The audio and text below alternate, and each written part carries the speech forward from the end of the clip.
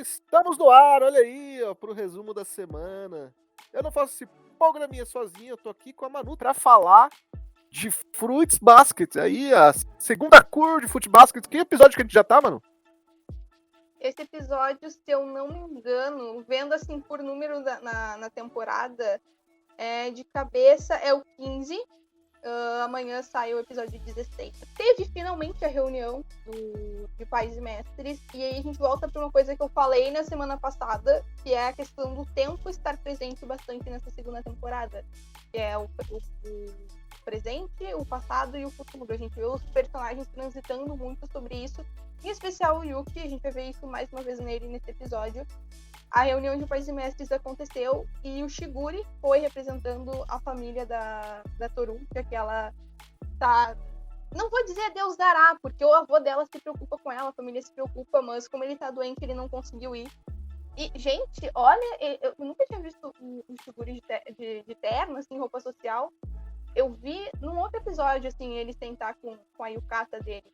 Mas olha que bonito ele ficou. Ficou interessante, ficou algo diferenciado.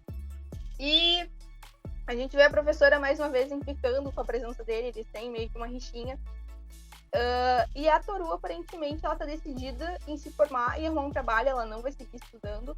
E ela quer sair da casa dos Thomas, ela quer ter a vida dela. E mesmo a professora incentivando ela segue com aquele negócio de eu não quero dar trabalho para alguém, eu quero ter a minha vida. Ela tem muito isso. Eu gosto muito da Toru, ela é uma personagem muito, muito legal. Ela é muito boazinha, o problema é que às vezes ela é boazinha demais. Isso às vezes me deixa nervosa nela. E é uma coisa que muitas pessoas que acompanham o Basket falam. Ela não... às vezes ela tem uma dificuldade de se posicionar porque ela tem medo de magoar o outro. Mas a gente vê ali que ela não incomoda, apesar de incomodar uma certa pessoa, é recalcada com a vida. E que é a Akito, que precisa de terapia.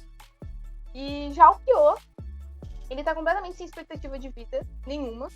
Ele sabe que ele quer passar o futuro com a Toru, só isso. Só que ele não sabe como fazer isso, ele não tem como planejar um futuro pra ele, porque ele simplesmente tá com aquela visão de que eu vou ser aprisionado, do que adianta eu fazer planos se eu não vou viver ele. Eu vou ficar encapeado o resto da minha vida. Mas a gente vê que o mestre dele, que sempre acompanha ele, tenta meio que motivar ele. Olha, eu confio nas tuas decisões, vai dar tudo certo. Toma uma atitude, pensa no que vai fazer, porque eu vou estar do teu lado. E nesse meio tempo a gente vê também o Shiguri de novo conversando com a professora, e ela dizendo que era para ele não tentar incentivar a Toru, porque ela tem essa personalidade de ser mais...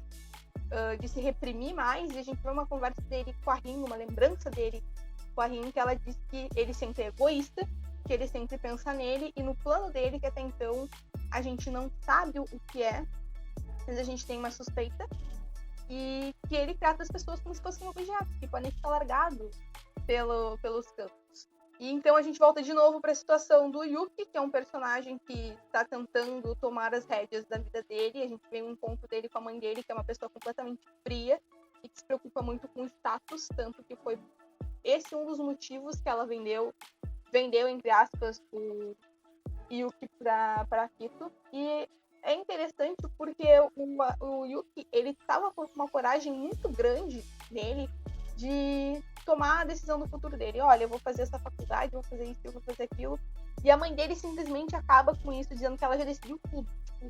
E isso é tão ruim. Eu imagino que para um filho, principalmente quando tá nessa fase de tomar as decisões do teu futuro, quando alguém toma isso de ti, tu fica tão inseguro, sabe? Porque é aquela fase que tu precisa dar os teus primeiros passos sozinho, as tuas primeiras escolhas. Então é muito, muito difícil esse momento de transição, e tu precisa se sentir seguro, e uma pessoa dizer que tu não tem essa capacidade de envergonhar a família é bem complicado. Isso desencoraja muito o Yuki, que já estava tentando reunir uma coragem. Ele tem muita dificuldade de se desvencilhar do passado dele, e a professora tenta meio que acalmar a situação e não consegue. Então surge o nosso querido Ayami, que é um dos meus personagens preferidos de Fruits Basket, e a mãe dele não consegue lidar com ele. Eu acho que ninguém consegue lidar com a Ayami, porque ele é muito espalhafatoso e ele rouba a cena, e ele chega batendo a mãozinha na mesa e dizendo assim: a gente vai discutir o futuro do meu irmão, o que ele quiser, E eu achei isso muito legal porque ele devolve a coragem pro Yuki, porque ele tá ali pra ouvir o irmão e ajudar ele a tomar as decisões dele. Ele dá voz pro Yuki. E é impressionante porque a mãe dele vai embora, ela fica furiosa, e ele diz que o Yuki vai pra Zella e ele fala: agora sou eu que vou tomar as minhas decisões e eu tô pronto pra isso. Então a Yami meio que ficou de responsável do Yuki a partir disso, é o que dá a entender. E ele que tá tentando tanto recuperar a confiança do irmão depois de tudo que aconteceu, parece que ele tá finalmente conseguindo. A Toru também tinha incentivado bastante o Yuki a não perder a coragem. E uma coisa que eu vejo muito que eles estão passando ali é o conflito do futuro com o presente também. Porque é uma frase que a Toru falou nesse episódio, é que ela sente que ela tá perdendo o presente dela, porque ela tá muito preocupada com o passado. Não foi exatamente nessas palavras, mas é uma coisa que eu sinto muito que acontece com a gente no nosso cotidiano, e que a gente, quando é jovem, quando a gente fica preocupado nessas questões, a gente fica mais angustiado com isso, sabe?